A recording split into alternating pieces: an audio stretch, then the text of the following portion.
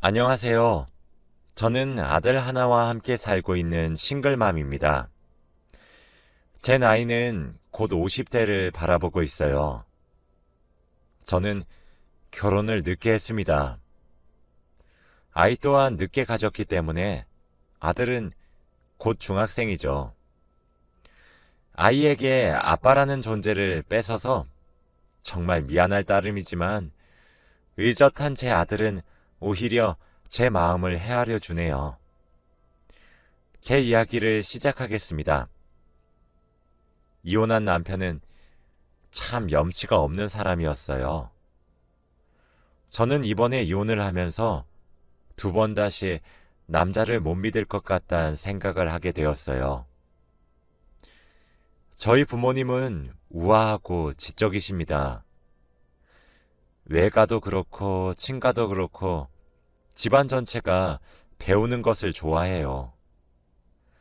친척 중엔 사자 직업을 가진 분들이 많을 정도입니다. 저희 집은 어렸을 때부터 항상 거실에 책이 놓여 있었어요. 매일 부모님과 저녁을 먹으면 그날 읽은 책에 대해 가족끼리 토론을 벌이곤 했었죠. 그런 부모님의 피를 물려받아서인지 저도 공부를 곧잘 했습니다. 공부가 제일 쉬웠고 공부밖에 할 줄 몰랐어요. 그렇게 한국인류대학에 입학하는 것도 순조로웠고 대학원까지 입학해서 원 없이 공부를 할 수 있었습니다. 저는 어렸을 때부터 과학에 관련하여 흥미가 있었고 제 전공도 과학 분야입니다. 좋은 대학과 대학원을 우수하게 졸업한 후 원하던 회사에 입사했고 연구원이 되었습니다. 사실 저처럼 박사학위까지 딸 정도면 한 분야에 관해서 적어도 10년의 세월은 노력을 해야 해요. 좁은 실험실에서 10년 가까이 연구만 해온 저는 제 입으로 말하기 조금 그렇지만 순수했지요. 그리고 그 나이가 될 때까지 남자의 관심도 많이 없었습니다. 아예 아무도 만나지 않았던 것은 아니었지만 다들 짧게 만났어요. 그때는 제가 공부하는 것이 더 좋아서 제대로 된 연애를 해본 적이 없었거든요. 항상 제 학업이 1순위였죠. 그런데 입사 이후 선자리가 줄기차게 들어오더군요. 저도 결혼에 대한 관심이 슬슬 생기기도 했고 그렇게 몇 명을 만나게 되었습니다. 대기업에 다니는 사람, 초등학교 선생님 등등 집안과 직업이 좋으신 분들을 만났어요. 그런데 매번 만나면 차를 마시고 좋은 곳에 가서 밥을 먹고 또는 영화를 보거나 산책을 하고 매번 같은 패턴이었죠. 솔직히 너무 지루했어요. 드라마 같은 것을 보면 운명적인 상대가 있다고 하던데 전 사랑이 다 그런 건 줄로만 알았거든요. 순진했죠. 소극적인 남자는 저도 소극적이라서 싫었고 그렇다고 적극적으로 대시하는 사람들은 부담스러워서 싫었어요. 나는 연애랑 안 맞구나. 이런 생각이 자연스럽게 들 수밖에 없었습니다. 그렇게 원하지 않은 비혼주의가 되었어요. 하루는 다른 지역에서 열린 세미나에 참석을 하게 되었어요. 조금 먼 지방까지 가야 했죠. 그런데 숙소로 잡아준 호텔이 생각보다 괜찮은 곳이더라고요. 세미나가 끝나고 잠만 자기엔 아까워서 라운지에 가서 혼자 와인을 마셨어요. 분위기도 취했고 유리창으로 보이는 야경이 정말 멋있었죠. 그런데 그때 한 남자가 제게 말을 걸더군요.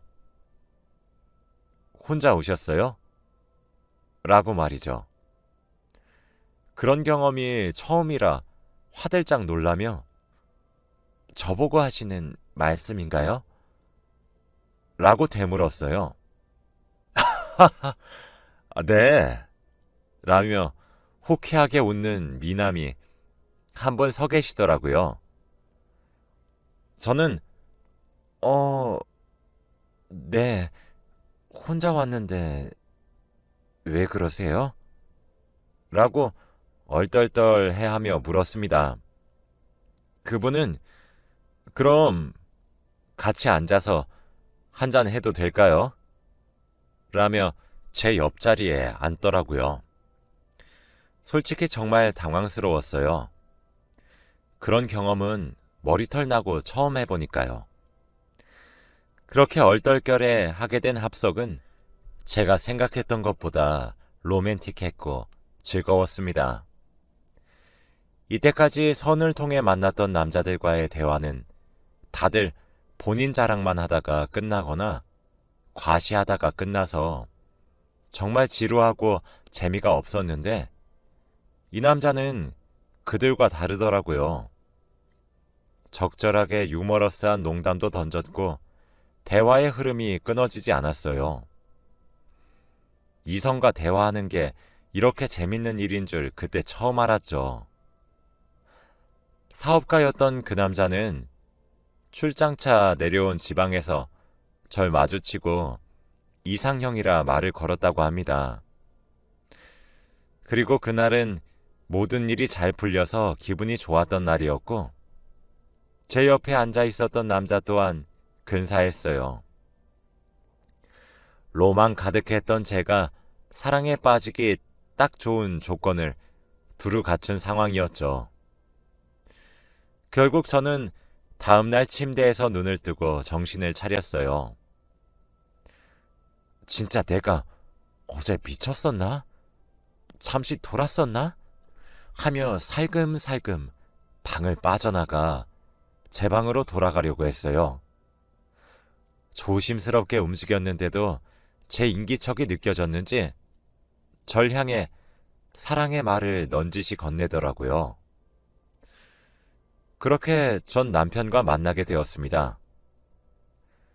불꽃 같은 사랑은 그렇게 시작되었죠. 일이고 나발이고 다 뒷전이고 남편 하나만 바라보았습니다. 둘 다 나이가 조금 있었던 터라 1년 정도 연애를 하니 양가에서 결혼 얘기를 누가 먼저랄 것도 없이 꺼내시더군요. 그렇게 양가의 축복 속에서 저는 사랑하는 사람과 결혼식을 올렸죠. 신혼생활 내내 행복했습니다. 무엇보다 남편은 제가 일하는 모습을 무척 존중을 해주었어요. 제가 가지고 있는 직업에 대한 프라이드, 열정 모두 좋아해 주었죠. 제 생애 가장 행복한 시절이었습니다. 우린 늦은 나이에 결혼했지만 조급하게 살지 않기로 했어요. 그렇게 천천히 아이를 가졌습니다. 그렇게 눈에 넣어도 아프지 않을 제 아들이 태어났어요. 하지만 그 행복은 제가 예상치도 못했던 순간에 산산조각으로 깨졌죠. 전 결국 작년에 남편과 이혼을 하게 되었거든요. 제가 이혼하게 된 이야기에 대해 말씀드릴게요. 그날은 제게 앞으로 벌어질 일을 하늘이 미리 알려줬던 것인지 하늘에 구멍이 뚫린 것 마냥 비가 미친 듯이 내렸던 어느 가을 날이었습니다. 결혼한 지 10년이 넘어가니 불꽃처럼 튀는 사랑의 형태는 점점 연탄불처럼 은근한 사랑으로 변해갔어요. 여전히 서로를 존중하고 사랑하고 아끼는 것은 변함이 없었죠. 그런데 그날 제 휴대폰으로 이상한 문자 한 통이 오더라고요. 발신자 번호가 없는 문자였죠.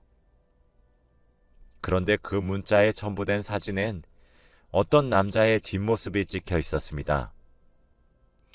익숙한 뒷모습이었죠. 제가 10년 넘게 살을 부비고 살았던 제 남편의 모습이 확실했어요.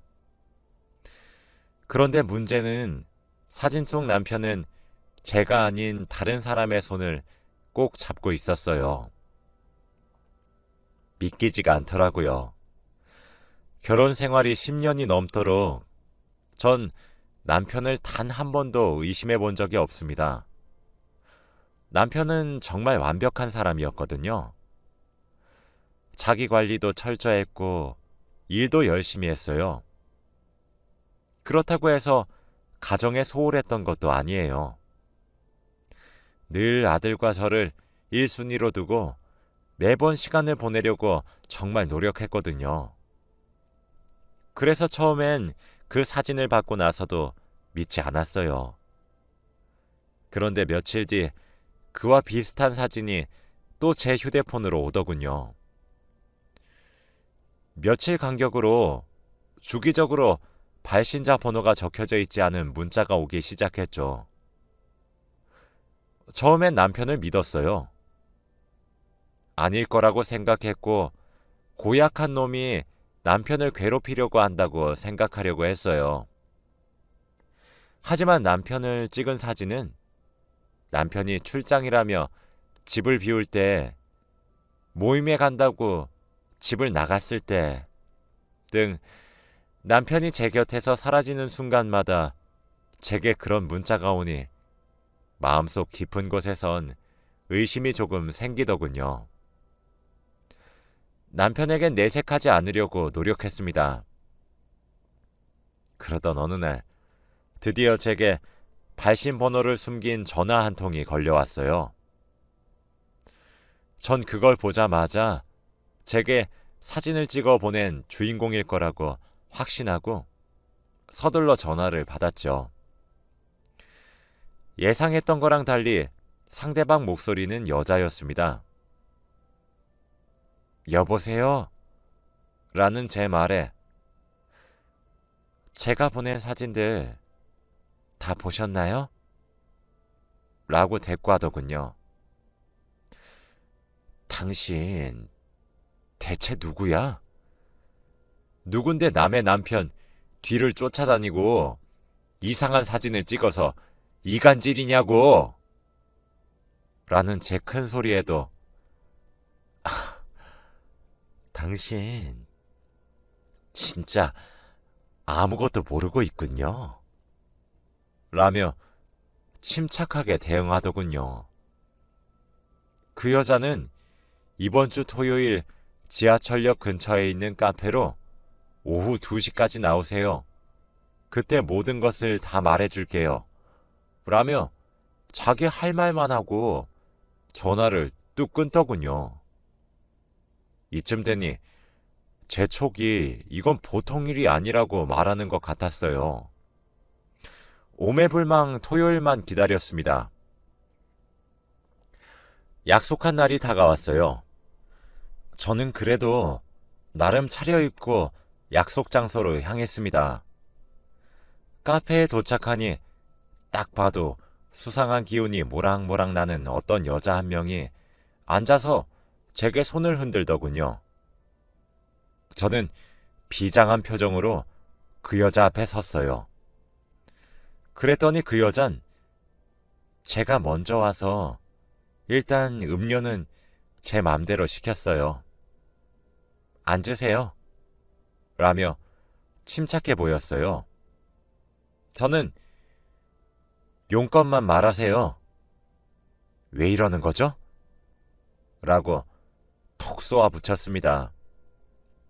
그런데 그 이후 저는 톡 쏘아 붙이기는커녕 아무런 말도 할 수 없을 정도로 커다란 충격을 받게 되었어요. 그 여자는 제 이름을 먼저 알고 있더군요. 연희 씨, 일단 이런 식으로 불러내서 죄송해요. 그런데 제 오지랖일지 몰라도 연희 씨도 알아야 할 것 같아서 이렇게 불렀습니다. 전 몇 달 전에 이혼했어요. 연희 씨 남편 때문에 말이죠. 저는 아니, 당신 진짜 뭐 하자는 거야? 라고 화를 냈어요. 연희 씨, 정말 아무것도 모르고 계셨나 보네요. 저 사실 연희 씨가 모르는 것도 불쌍했고, 연희 씨 남편에게 복수하고 싶어서 이렇게 만나자고 했어요. 연희 씨는 몰랐겠지만, 그쪽 남편, 남성과 여성 모두에게 이끌림을 느끼는 사람입니다. 라고 하더군요. 저는 정말 너무 놀라서 입이 떡 벌어졌어요. 이봐요. 지금 아이도 낳고 잘 살고 있는 가정 파탄 내려고 작정했어요? 말이 되는 소리를 하세요. 라며 따졌죠. 그 여자는 커피를 호롱 마시더니 네, 지금 화나시고 제가 원망스러운 거 모두 이해합니다. 믿기지 않으실 걸 알아요. 저는 제 남편이 그쪽 남편과 바람이 나서 이혼했어요. 믿지 못하실 것 같아 챙겨왔는데 한번 보시겠어요? 라며 가방에서 서류 봉투를 하나 꺼내서 제게 내밀더군요. 저는 다급히 서류를 꺼내어 읽기 시작했어요. 서류를 읽고 있는 제게 그 여자는 저 그쪽 남편에게 위자료 소송도 했고 위자료도 받았어요. 당연히 이혼 소송에서 저는 승소했고요. 그 여자가 내민 서류는 정말이었어요.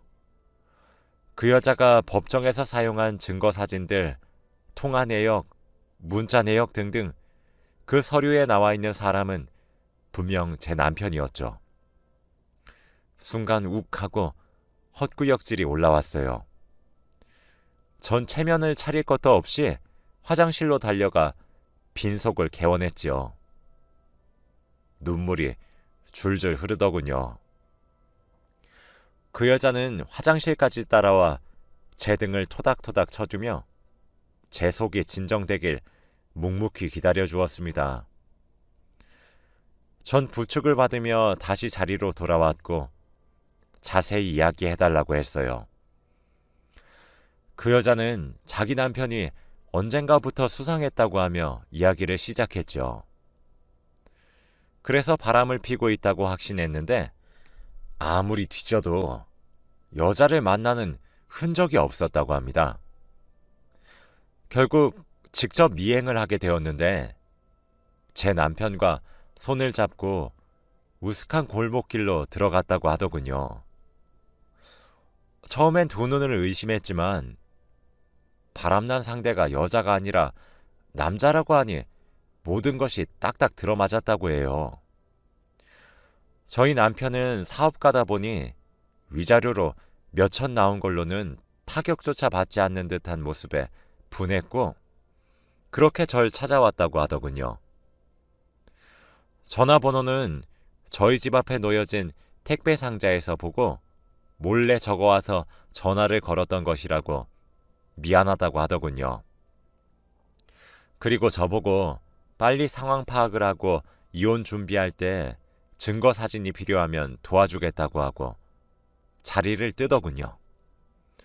제게 연락처 하나만 남기고 말이죠.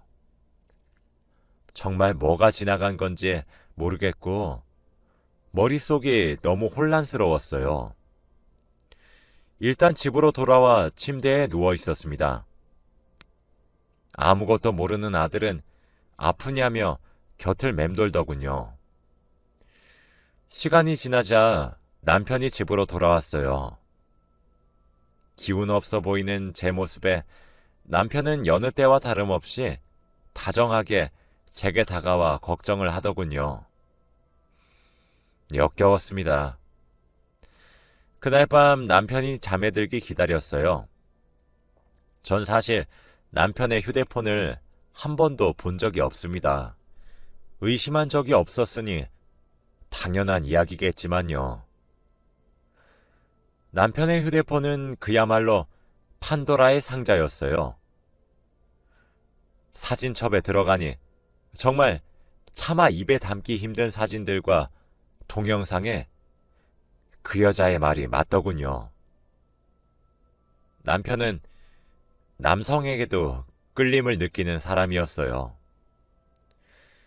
여자도 만나고 남자도 만났더군요.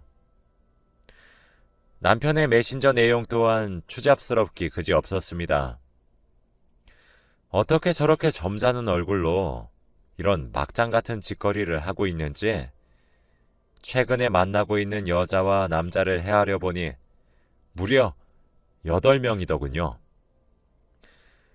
제 눈에 보이는 모든 증거를 모두 제 휴대폰으로 촬영했어요.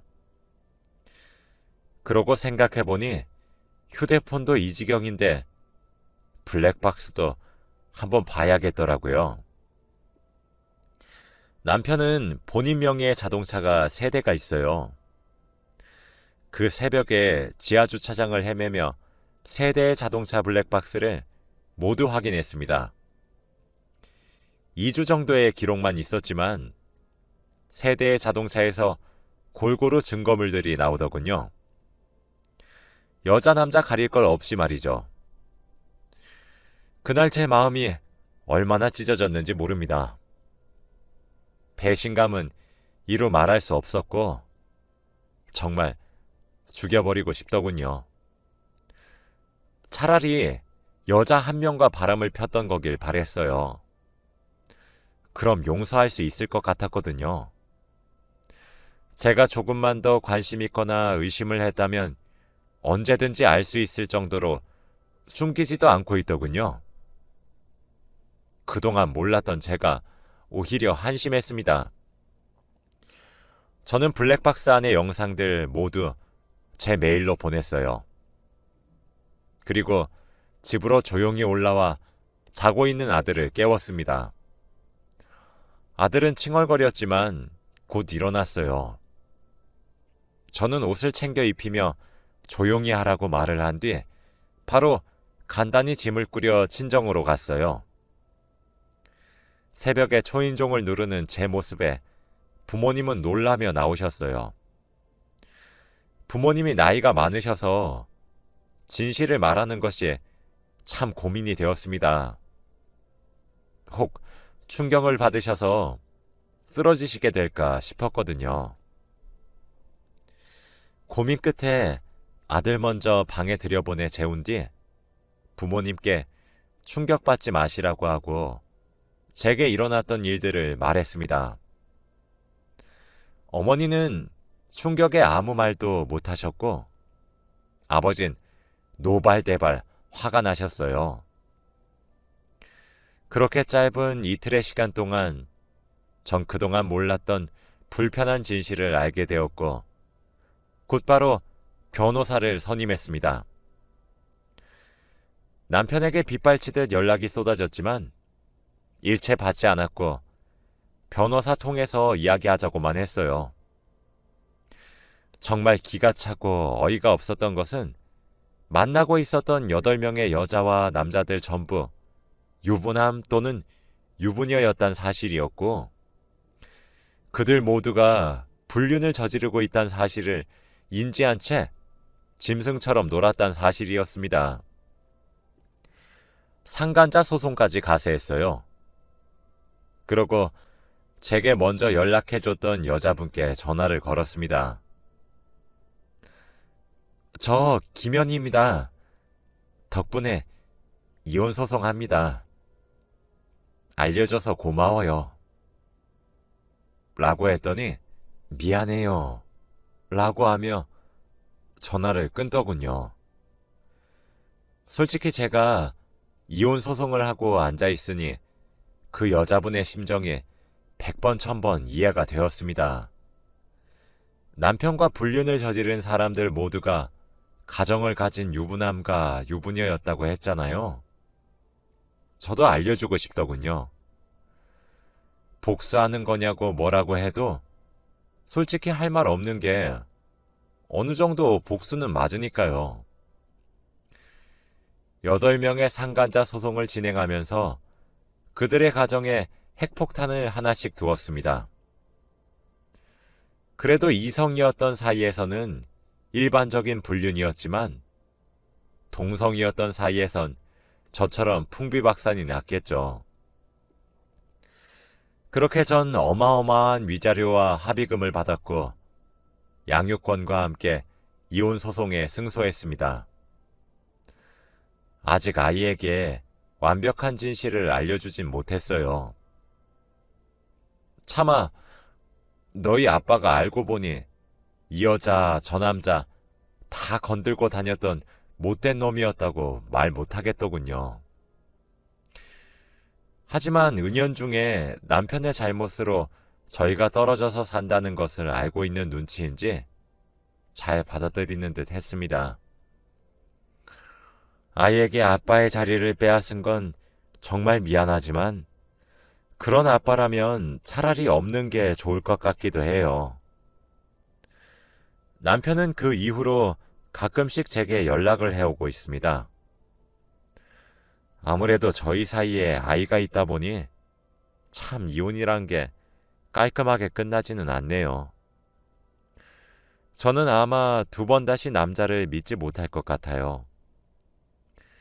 이제서야 모든 소송이 끝났고 저와 아들의 일상이 조금 안정을 되찾았습니다. 이런 이야기를 참 어디 가서 할 수 없어 이렇게 하소연을 하게 되었네요. 제 긴 하소연을 들어주셔서 감사합니다. 저도 언젠가 이 상처를 딛고 일어나서 다시 행복하게 살 수 있을까요? 부디 제가 잘 극복하길 응원해 주세요. 긴 글 읽어주셔서 감사합니다. 여러분 가정에는 항상 행복과 평안이 가득하길 바라며